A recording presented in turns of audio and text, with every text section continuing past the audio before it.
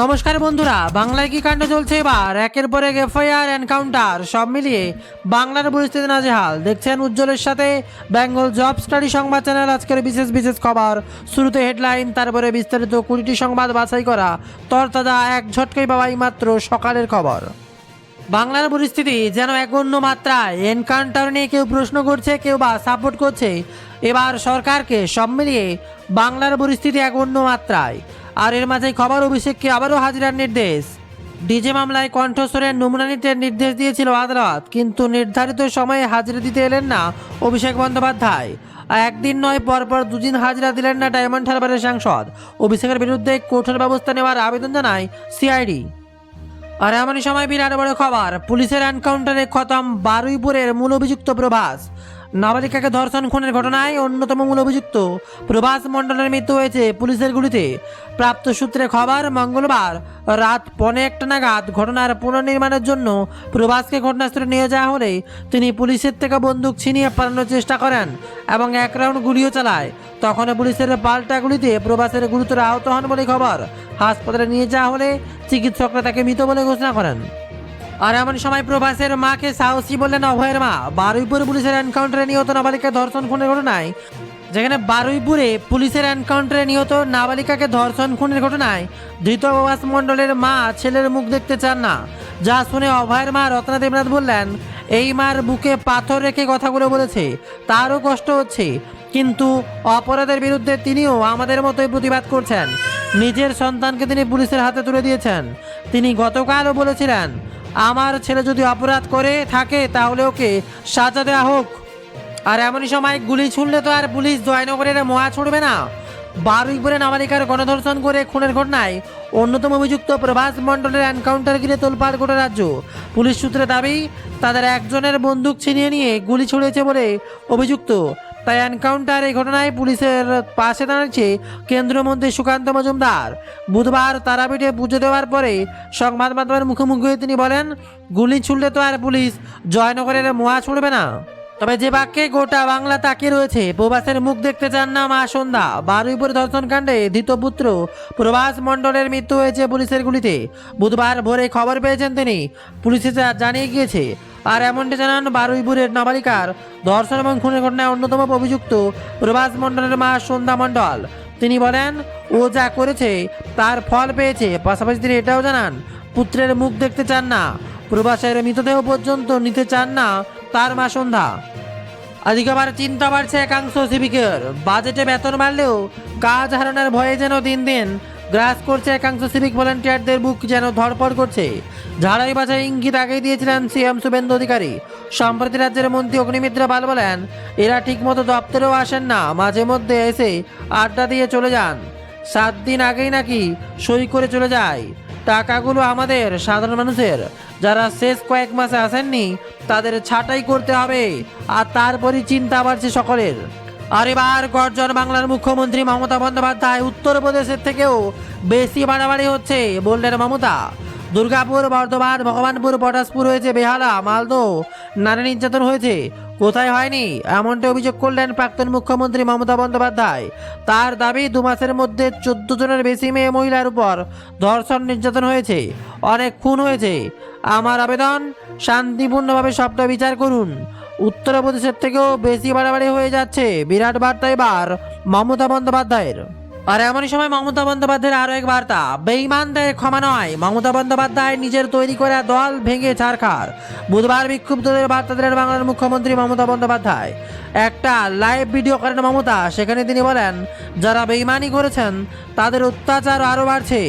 আর আজ বিজেপি দোসরা হয়েছে, এদের ক্ষমা করবেন না। এত ছলনা কেন? আমরা সিম্বল নিয়ে ভোট জিতেছি, হয় তৃণমূল করুন, না হলে বিজেপির কোলে গিয়ে যতই তুলুন, কিছুই হবে না। আর এমনই সময় আরও এক বড় খবর, আবারও বদলাতে যাচ্ছেন কালীঘাটে তৃণমূলের মিছিলে তুলকালাম পরিস্থিতি। বালিগঞ্জে মমতা বন্দ্যোপাধ্যায়ের একাধিক অনুগামী মারধরের অভিযোগ উঠেছে এবার বিজেপির বিরুদ্ধে। তবে দলনেত্রী মমতা বন্দ্যোপাধ্যায় যত না বিজেপি দায়ী করেছেন, তার চেয়ে বেশি দোষ পুলিশের ঘাড়ে। তার অভিযোগ, বিজেপির দলদাস হয়ে গিয়েছে পুলিশ। আদালতের নির্দেশ মতো নিজেদের কর্তব্য পালন করতে পারেনি। আদালত অবমাননার অভিযোগ দিয়েছেন তিনি, আদালতে যাচ্ছেন বলেই জানান তিনি। এবার সিএম তথা 3 বারের সিএম এবং প্রাক্তন সিএম বাংলার মুখ্যমন্ত্রী মমতা বন্দ্যোপাধ্যায়। আর উঠে আসছে আরও এক খবর, মেজাজ হারিয়ে সপাটে চড় মারলেন বাংলার মুখ্যমন্ত্রী মমতা বন্দ্যোপাধ্যায়। একই কাণ্ডের সাক্ষী হলো বাংলা। হাতে মাইক, পুরনো মেজাজে ভিড় সামলাচ্ছিলেন, আচমকা মেজাজ হারালেন তিনি। কালীঘাটে মমতার বাড়ির সামনে ধুন্ধুমার পরিস্থিতি তৈরি হয়ে সামলাতে নেমেছিলেন মমতা। সেখানে দেখা যায় আচমকা এক ব্যক্তিকে সপাটে চড় মারেন মুখ্যমন্ত্রী। আর বারুইপুরে ঘটনার প্রতিবাদে আজ বুধবার পথে নেমেছিলেন মমতা বন্দ্যোপাধ্যায়। সেই মিছিল ঘিরে ধুন্ধুমার পরিস্থিতি তৈরি হয়। তবে কালীঘাট তৃণমূল প্রতিবাদের মিছিলের শুরুতেই ধুন্ধুমার। হাইকোর্টের নির্দেশে শর্ত সাপেক্ষে বারুইপুরের ঘটনার প্রতিবাদে মিছিলের অনুমতি পেয়েছিল কালীঘাট তৃণমূল।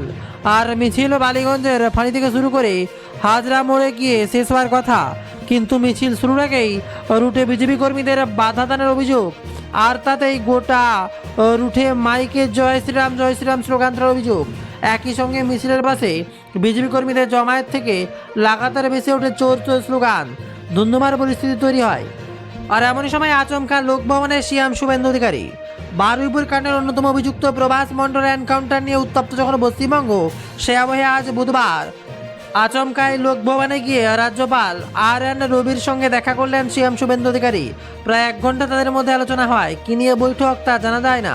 প্রাথমিকভাবে মনে করা হচ্ছে রাজ্যের আইন শৃঙ্খলার পরিস্থিতি এবং এনকাউন্টার নিয়ে রাজ্যপাল রবি ও মুখ্যমন্ত্রী শুভেন্দুর মধ্যে কথা থাকতে পারে বলে খবর। তবে এই এনকাউন্টারের ঘটনায় সরব। বারুইপুর এনকাউন্টার নিয়ে পশ্চিমবঙ্গ সরকার পুলিশকে খোঁচা দিলেন কালীঘাটে টিএমসি সাংসদ মহুয়া মিত্রের কটাক্ষ। পশ্চিমবঙ্গ এখন উত্তরপ্রদেশের মডেল চলছে, এ রাজ্যে জঙ্গলরাজ শুরু হয়েছে। অন্যদিকে কংগ্রেস সভাপতি শুভঙ্কর সরকার ঘটনার বিচার বিভাগীয় তদন্ত দাবি করছেন। তার প্রশ্ন, এই ঘটনায় কি করে ঘটতে দেওয়া হলো? ঘটনার পুনর্নির্মাণের পর্যাপ্ত নিরাপত্তা ব্যবস্থা না থাকাটা পুলিশের নিষ্ক্রিয়তা প্রমাণ করে। আর এবার উঠে আসছে প্রভাসের ময়নাতদন্ত। এনকাউন্টারে মৃত প্রভাস মণ্ডলের ময়নাতদন্তে এবার নিয়ম মাফিক কাটাপুকুরে মর্গে হবে না বলে সূত্রের খবর। কারণ পুলিশের কাস্টাডিতেই থাকা বন্দির মৃত্যু ময়নাতদন্তের জাতীয় মানবাধিকার কমিশন নির্দেশ মেনে করতে হয়। তাতে প্রথমে যে বিষয়টি আছে তা হলো 3 জন চিকিৎসককে ময়নাতদন্তের উপস্থিত থাকতে হবে, কিন্তু কাটাপুকুরে 3 জন চিকিৎসক নেই। তাই প্রভাসের দেহ কলকাতার কোনো মেডিকেল কলেজে, যেখানে পুলিশের মর্গ আছে, রেফার করা হতে পারে বলে খবর। আর এবার খতম প্রভাস, উচ্ছ্বাসিত বিজেপি। বারুইপুর কাণ্ডের অন্যতম অভিযুক্ত প্রভাস মণ্ডলের পুলিশের এনকাউন্টারে খতম হয়েছে। আর এই খবরে উচ্ছ্বাসিত বিজেপি। বঙ্গ বিজেপির মুখপাত্র দেবজিৎ সরকার বলছেন, ডিওয়াই জাস্টিস। বঙ্গ বিজেপির সভাপতি শ্রমিক ভট্টাচার্য বলছেন, ভয় আউট ভরসা ইন।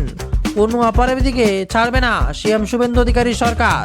প্রভাসের মৃত্যুতে খুশি বাঁকুড়ার নিত্যানন্দর মিনি মার্কেটে সাধারণ মানুষকে মিষ্টি খাওয়ালেন বিজেপি নেতা কর্মীরা। এমনই খবর সামনে উঠে আসে।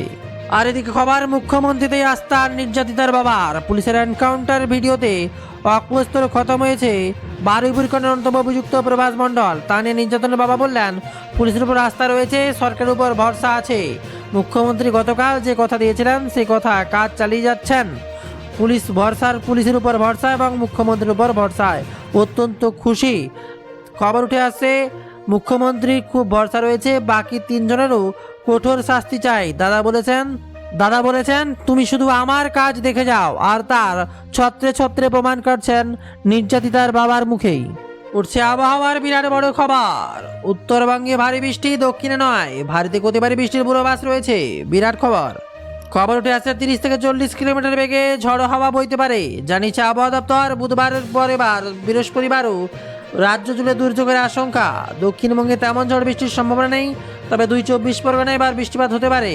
দার্জিলিং, জলপাইগুড়ি, আলিপুরদুয়ারে ঝড় বৃষ্টির লাল সতর্কতা জারি করা হয়েছে। আসছে আরও কিছু গুরুত্বপূর্ণ খবর। সমস্ত খবর জানতে অবশ্যই সাবস্ক্রাইব করুন বেঙ্গল জব স্টাডি সংবাদ চ্যানেলকে, আর শেয়ার করুন প্রত্যেকটি ভিডিও। কোন জেলা থেকে খবরটি দেখছেন কমেন্টে লিখে যাবেন। আর আমাদের ওয়েবসাইট bengaljobstudy.in ভিজিট করুন প্রতিনিয়ত লেটেস্ট খবরগুলো সবার আগে পাওয়ার জন্য।